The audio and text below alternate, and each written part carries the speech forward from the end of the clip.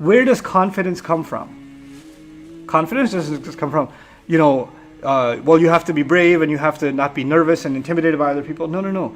Confidence comes when you have a purpose and you're accomplishing that purpose. You're so focused on your goal that other people become invisible. You ever see a child that's building Legos? Like the universe stops existing because they've got a goal. They're just building it, building it, building it. Empires around them can rise and fall. They're still building it. Because they're not looking at what anybody else is doing. When you are clear about your goals, then other people and how well they're moving forward, or they're not moving forward, or whatever else they're doing, all of that becomes irrelevant. All of that just disappears from your mind. And when that happens, what is confidence? Confidence means you're sure of what you're doing. You find meaning in what you're doing. You don't need to prove yourself to anybody. You have nothing to prove because you already have a goal. You're working towards that. And when somebody else comes and says, by the way, I know some people that have the same goal, they're way better than you. Good for them. Thanks, bye. And you keep working on what you're doing. Because you're too focused. You have when someone has qasd in their mashi, waqsid fi mashik, when they have a goal and a direction, a purpose in their walk. You know what that means? Then they're not looking this way or that way because they're focused on what they got to look at. That means you just stop being distracted by what others are doing. And you don't need to tell, hey, by the way, guess what I'm doing? You don't need validation by announcing what you're doing, because what you do has so much meaning to you. You don't need somebody else to give you a like or throw you a mashallah or throw you, wow, that's amazing. And now finally you feel like you're doing something. You don't need it. That's confidence. That's not being shallow. And this is why the logical connection, just appreciate that logical connection. What does Allah say? وَقْصِدْ فِي مَشْيِكَ وَغْضُضْ مِنْ صَوْتِكَ. Lower your voice. Lower a part of your voice. This is a remarkable phrase. What does it have to do with walking with purpose? When does someone raise their voice? Someone raises their voice because they want attention. Someone raises their voice because they want other people to listen to them and stop what they're doing. But when you're clear about what you're doing, you don't need to overpower anybody else's voice. And when you really have purpose in life, when you really have purpose every day, then anybody who wants to benefit from your purpose, you don't have to scream loud and out loud to get their attention. They'll come to you. They'll say, wait, I'm too far away from them. I can't hear what they're saying. I'll go closer to them. You don't have to raise your voice to get to them. They'll just come to you. This is a philosophy of even entrepreneurship, of projects. Some of you want to start Islamic projects, want to start something new, right? And there's a principle behind it.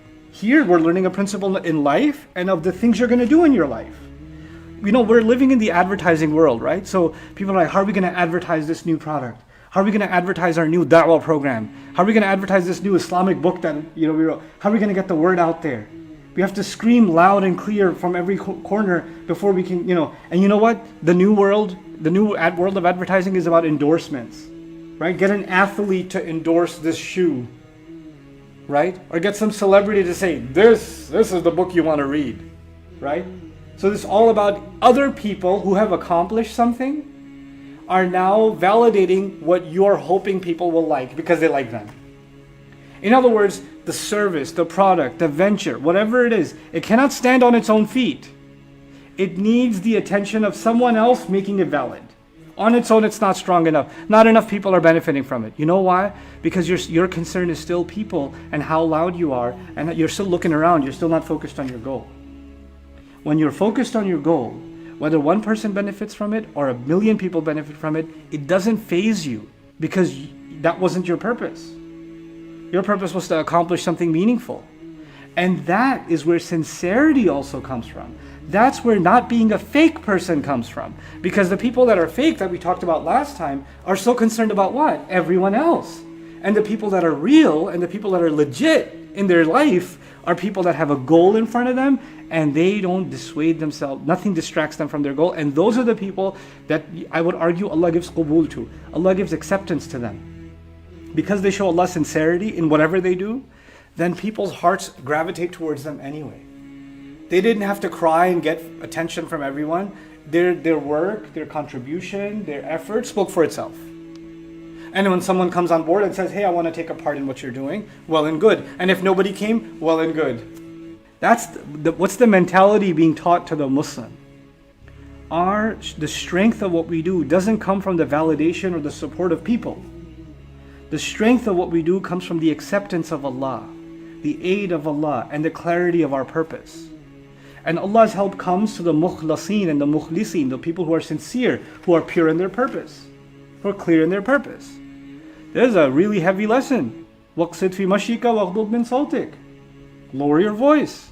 You don't have to broadcast what you're doing. People that build, they build. You know, it's interesting, right? You guys see this in life. When you were in high school, some of you are going to be in high school, and some of you are in high school.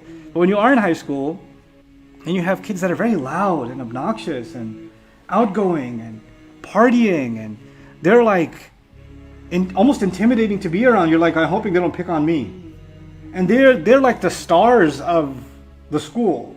Like they're the ones who stick out, right? And then there's the quiet, nerdy ones that are like just studying. And they're not really, they're almost invisible. Fast forward 10 years, right? Who's serving fries at a restaurant? And who owns 10 restaurants, right? You see what happens? The people that were clear, even the students that were clear about their studies, they were clear about a goal, they end up getting somewhere. And they didn't have to raise their voice. They didn't have to raise their voice to get there. They got there. And then there are people who are very loud and seemed like they were the people to emulate, the people to be like. What did they accomplish in life? Where did they get with their life? You see, when it comes to our prayer, there's a minimum that if you do it, your prayer is good enough. It may not be the best, but it's good. You met the minimum requirements, right? When it comes to fasting, there's a minimum requirement. If you met that requirement, your fasting is still good, right? Okay, so let's just say somebody fasted, while they were fasting, they read Quran the whole day. Or they worshipped Allah the whole day. It's a pretty amazing fast. Fast plus all that worship. And somebody else fasted, and the moment the fast started, they passed out. Then they woke up, prayed, passed out again, woke up, prayed, passed out again. And then Maghrib came and they had iftar. They had a coma fast, right? But did they meet the minimum requirements? Yeah, it's not ihsan, it's not the best, but they still fasted. They met the minimum requirement. Somebody who made wudu, who faced the proper direction, who wore pure clothes and prayed their salah, they met the minimum requirements. Even if they were distracted in their prayer, even if it wasn't that great of a prayer, even if they maybe sometimes rushed a little bit or chose to recite the shortest surahs they know just to get it over with, even if they did that, they at least still met, and I'm not recommending any of it, but technically did they meet the minimum requirements? Yeah, you can't say they did something haram. Right? What I'm trying to say is, the word ihsan means you do something at the best you could do it. But if you don't do your best, that doesn't mean you failed. That doesn't mean you're in trouble. Like it's like saying, if I don't get 100, I failed. No, I could get an 85, I could still pass. A 70 still, 65 is passing in most schools now, right? So okay, at least it's a D, but it's not an F. It's not an F, so I still move on to the next class. It's not the best score, but in the list of things that are haram, this is what I want you to visualize. When Allah makes a list of things that are haram, Allah is saying anybody who crosses this line has failed. Anybody who crosses this line is in trouble.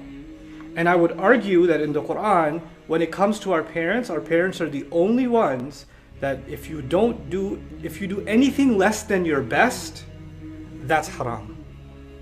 Because of this ayah. Because this ayah is about things that are what? Haram. It's a scary thing. That Allah didn't even expect ihsan in every prayer. He didn't expect ihsan in every dealing. He didn't say it's haram for you to be short of ihsan. But when it comes to parents, anything short of your very best is a violation. It's a violation. My job is to find out if I'm not doing something haram. It's about me before it's about anything else. When you start reading the Quran so you can find things to point at somebody else, that's when your relationship with the Quran stops. That's when it stops. Because now you're using this book to point fingers at who does what wrong. And I no longer look at myself. I no longer see this as a book that's talking about me. I see this as a book that's talking about everybody else.